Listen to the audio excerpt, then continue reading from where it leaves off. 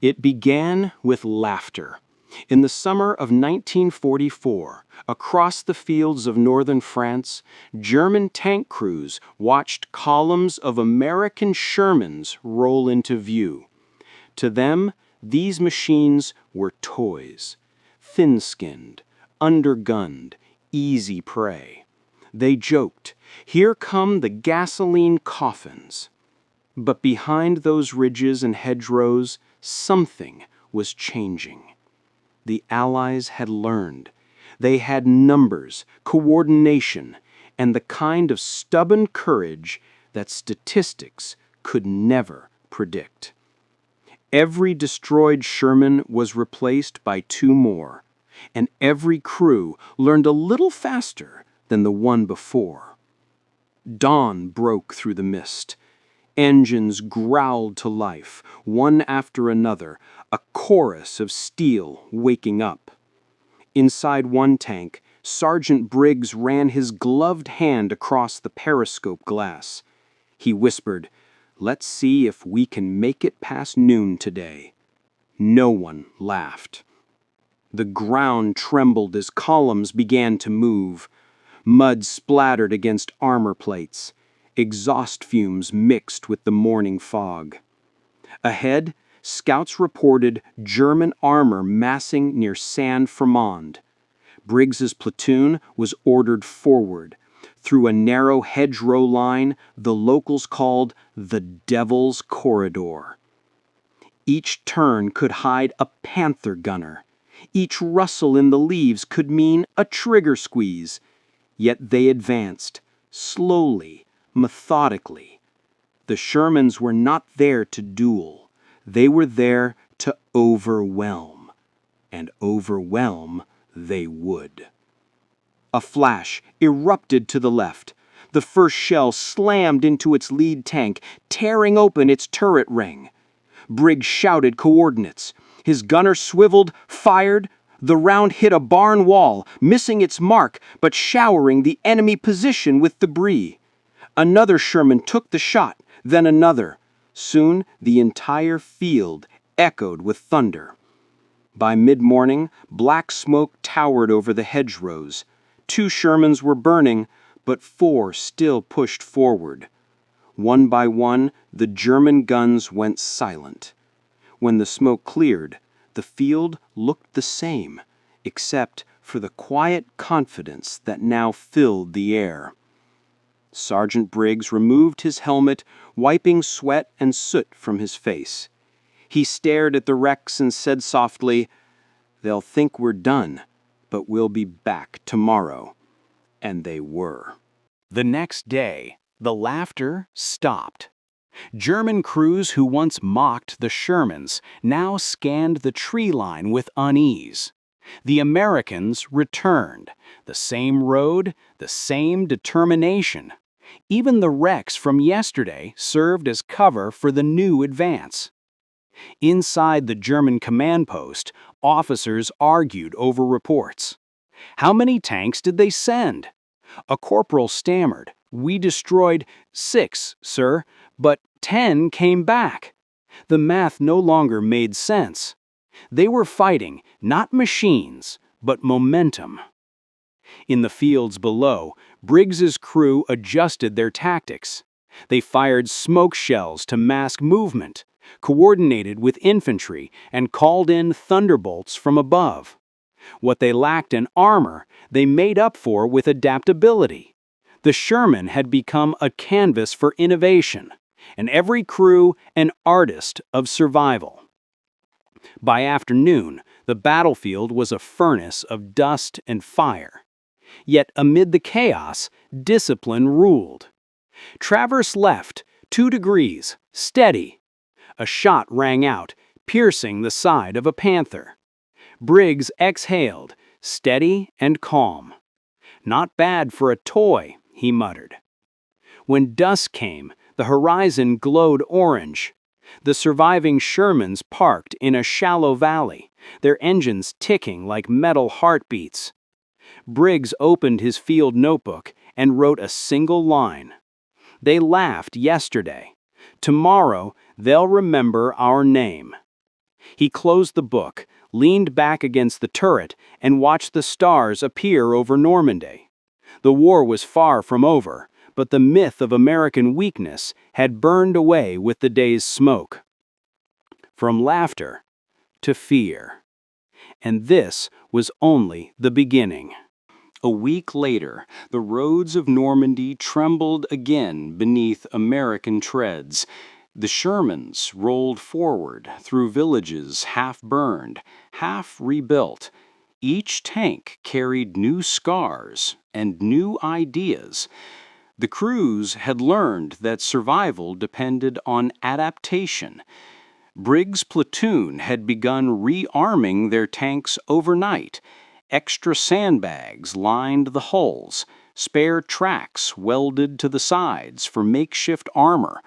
What began as desperation was becoming design. The German guns could still punch through, but it now took precision and nerve. Inside the turret, Briggs briefed his crew. Don't wait to be hit.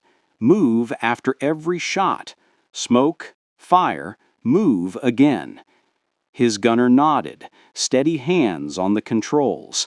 Each command felt rehearsed, almost rhythmic, the rhythm of men who had outlived their fear. By mid-morning, their column linked with a British armored unit.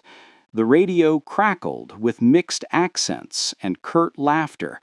Allied coordination was rough, but improving. When the call for air support came, the response was swift. The sky filled with the thunder of friendly engines. In the fields below, German units shifted positions, uncertain where to strike. The Shermans moved in pairs now, leapfrogging through cover. What yesterday was chaos now looked like choreography. And behind it all, the lesson was simple. Teamwork beat armor. By dusk, the day's fight was over. The price had been high, but the ground was theirs. Briggs sat on the turret, watching engineers lay fresh track over the muddy road. He whispered, "Every mile we take costs less than the last." It wasn't bravado, it was belief. The next morning brought rain, steady, cold, relentless. Mud swallowed the tracks, but the column kept moving. Each tank carried the weight of the ones that hadn't made it. Yet the laughter of doubt had been replaced by quiet determination. Briggs received new orders. Hold the crossroads outside Saint-Lô until reinforcements arrived. The map on his lap was soaked, ink running like blood across the paper. Still, the objective was clear. Stop the counterattack, no matter the cost. The first shells fell before dawn. They slammed into the earth, shaking the ground like distant thunder. Briggs shouted coordinates, his voice cutting through static. Gunners returned fire, turret motors whining as they tracked unseen enemies through the fog. One Panther broke through, its cannon flashing white in the mist, and then vanished under a storm of Allied rounds. For 3 hours the line held. Rain turned to steam, mud turned to memory. When silence finally returned, the crossroads was theirs. The Shermans had not only survived, they had endured. And in that endurance lay their real armor. That night, Briggs wrote another line in his notebook. "We're not just learning. We're becoming something they can't outthink." He closed the book, letting the pages dry by lantern light. Tomorrow would bring another test. But for the first time, he felt the tide turning. not through luck or legend, but through lessons paid for in sweat and steel. Every battle taught them something new, and the Germans were starting to realize it. Summer deepened across France, and with it came momentum. For the first time since D-Day, American armor was no longer chasing survival. It was dictating the fight. The lessons of fire and mud had forged a new kind of soldier. Sergeant Briggs and his platoon rolled east toward Avranches. The countryside blurred by, hedgerows giving way to open fields where speed mattered more than armor. Each mile felt lighter, each victory closer. In the radio chatter, hope had a voice. Convoy Bravo moved to grid 7-2, the command crackled. Briggs acknowledged, eyes fixed ahead. He could feel the balance tipping, not just in battle, but in belief. The Germans still fought hard, but their strikes no longer shattered morale. They delayed. They didn't destroy. At noon, the Shermans crested a ridge overlooking a valley riddled with smoke. Below, wrecked vehicles smoldered, German, American, and everything between. Briggs raised his binoculars. A column of enemy armor moved across the far road, unaware they'd been spotted. Range 1,000, fire when ready. The gunner steadied the sight, heart pounding. The shell left the barrel with a deep metallic roar. Seconds later, an explosion blossomed on the distant ridge. One hit, then another. The valley erupted in echoes. Over the radio came laughter, not mockery this time, but release. The kind that only comes after months of fear, finally broken. For the first time, Briggs realized they weren't fighting from behind anymore. They were leading. By nightfall, the company bivouacked on high ground. Engines cooled, men shared rations and stories. Someone passed around a dented harmonica. The tune was rough, but the rhythm was victory. The next phase came swiftly. Operation Cobra. A thunder of bombers opened the sky, and American armor surged through the gap. The Shermans led the charge, their engines roaring like a single heartbeat. Briggs's unit advanced under a storm of dust and debris. Every hill captured, every village crossed, felt like a step closer to home. German resistance stiffened, but coordination was breaking down. The Allies had found their rhythm, relentless and precise. In one clash near Coutances, a panther lay in ambush at the end of a narrow lane. Its first shot crippled the lead tank. Briggs swung his turret, barked an order, smoke shell, then flank right. Through white haze and firelight, the Shermans encircled their prey. When the smoke cleared, only one flag remained. Afterwards, Briggs hot on the hull, staring at the scorched ground. He thought of the laughter that had started it all. How far they'd come from being underestimated to being unstoppable. He knew they'd paid for it dearly, but he also knew they'd never be dismissed again. That evening, the platoon received word Paris had been liberated.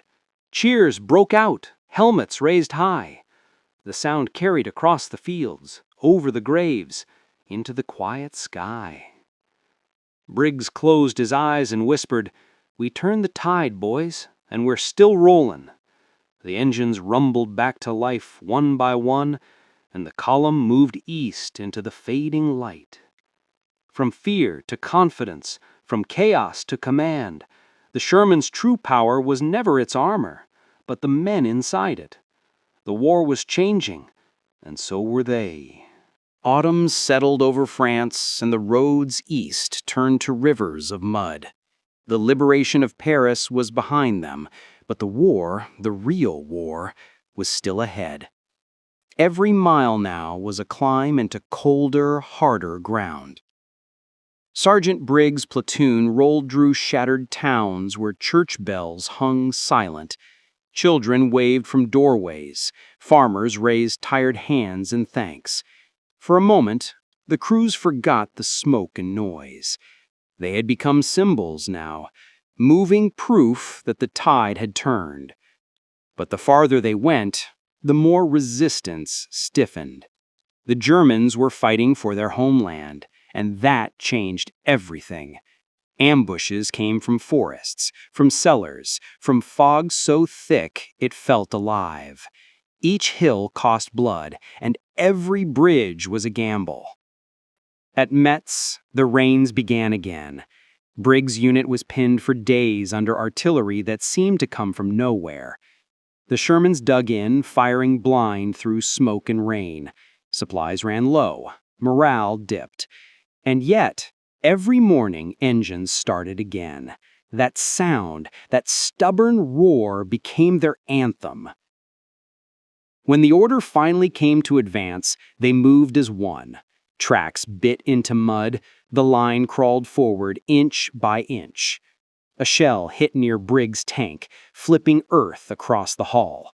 He ducked, wiped mud from his goggles, and shouted, "Keep moving! We're almost through!" Somehow, they were. By nightfall, the ridge was theirs. The radio crackled with static and disbelief. Metz secured, came the call. It wasn't victory, not yet, but it was proof they could bleed and still win. And that mattered most. Winter followed close behind, sweeping across Europe like a warning. Frost coated the tanks each morning. Breath hung white inside the turrets. Still, the Shermans rolled on. East, always east. Letters from home grew rarer, but each one felt like a spark. Briggs read them aloud when he could. Promises of peace, of dances left waiting, of lives paused mid-sentence. The men listened in silence, their faces lit by lantern glow.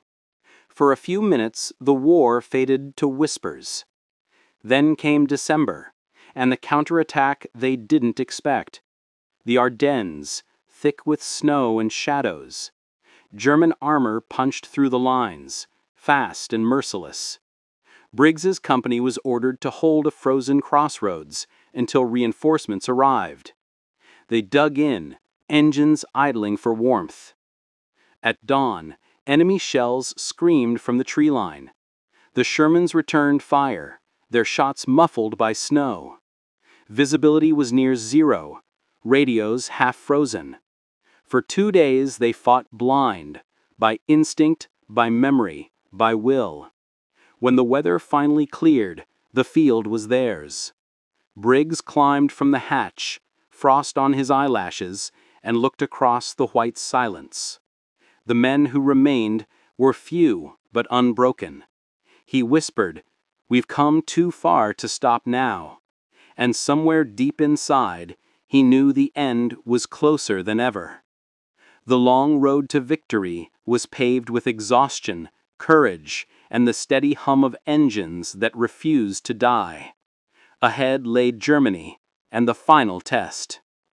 Spring of 1945. The cold had broken, but the war still burned. The Shermans rolled through the shattered border towns of western Germany, steel tracks grinding over the ruins of a dying Reich. Sergeant Briggs watched the horizon from his hatch. Smoke curled from distant hills. Artillery thundered somewhere beyond the Rhine. He could feel the end approaching, though no one dared to say it aloud. Orders crackled across the radio. Cross the river, secure the bridges, open the road to Cologne. Simple words, impossible weight. The men tightened straps, checked rounds, and prayed in silence. At dawn they moved. The crossing was chaos, fog, fire, the scream of incoming shells. One tank slipped on wet steel, sliding halfway into the current before the crew bailed out. Another caught a direct hit on the far bank, vanishing in a bloom of light. Still, the rest pressed forward. By noon, they had a foothold. German resistance was fierce, but fractured, fighting in pockets rather than lines. Briggs's platoon cut through side streets, engines echoing off the stone walls. He radioed, "Keep moving, don't let them regroup." The reply came back through static. "Copy that, Sarge, we're with you." They advanced street by street, turret by turret, until the cathedral spire of Cologne rose ahead through drifting smoke. Briggs leaned forward, voice low, emphasis. "There it is, boys, the end of the road." The battle for Cologne was brutal and brief. German armor lurked at every corner, ambushing from shadowed alleys. But the Shermans had learned every trick by now. Smoke, speed, coordination. The playbook of survival had become second nature. In the square before the cathedral, Briggs' tank faced its last duel. A panther waited behind a collapsed wall, its cannon already aimed. Both guns fired almost at once. The world vanished in flame and dust. When the smoke cleared, the panther burned where it had stood. Briggs exhaled, heartbeat drumming in his ears. That's for everyone who didn't make it. Silence followed, the kind that feels heavier than sound. The city was theirs. From every direction came the same call: objective secured. That night the men sat along the Rhine, helmets at their feet, faces lit by starlight and cigarettes. No cheers, no parades, just the quiet realization that they had survived the storm. Briggs wrote his final note in the battered book he'd carried since Normandy. "They once laughed at our tanks. Now the roads to Berlin are open." He closed it, leaned back against the turret, and let the hum of cooling metal fill the silence. Tomorrow they would roll again, not for glory, but to finish what they had started. From fear to mastery, from chaos to command, the Sherman had carried them every step of the way. And so the laughter that began this war ended in the echo of American engines heading east, steady, unbroken, unstoppable. The guns finally fell silent. From the fields of France to the bridges of the Rhine, only echoes remained. What had once been thunder and chaos became wind through empty streets. For the men of the armored divisions, victory felt strange, quiet, almost unreal. They had lived so long inside the roar of engines and fire that silence felt heavier than battle. Sergeant Briggs' crew gathered around their Sherman one last time. It was scarred, patched, and scorched, but still standing. They ran their hands along the steel as if saying goodbye to an old friend. "She brought us home," he murmured. In the weeks that followed, they were told the war in Europe was over. The men cheered, but the sound came out thin, not for lack of joy, but for the weight of memory. Each of them carried ghosts, names carved deep into their hearts. The Shermans were lined up in long rows, engines cooling for the last time. Some would be melted down, others shipped to distant allies. But a few, The lucky few would be preserved, monuments of steel to the price of learning and the cost of victory. Briggs wrote one final line in his notebook. We were ordinary men in extraordinary machines, and somehow, together, we made it home. Years later, those same Shermans would rest beneath open skies, in museums, in memorial parks, in the quiet corners of old towns. Children would climb their halls without knowing the stories locked inside the armor. Historians would argue over their flaws and their feats, but the veterans never forgot what the machines had truly meant. They weren't symbols of power. They were vessels of endurance, proof that courage and cooperation could overcome anything. The world moved on, as it always does. New wars, new machines, new names etched into history's pages. But somewhere, in the hum of a distant engine, one could still hear the echo of that promise. They once laughed at the Sherman, but the laughter did not last. From laughter to fear, from fear to respect, from respect to legacy. And as long as stories are told and voices remember, the Sherman's journey and those who rode within her will never be forgotten. The engines rest, but the legacy rolls on.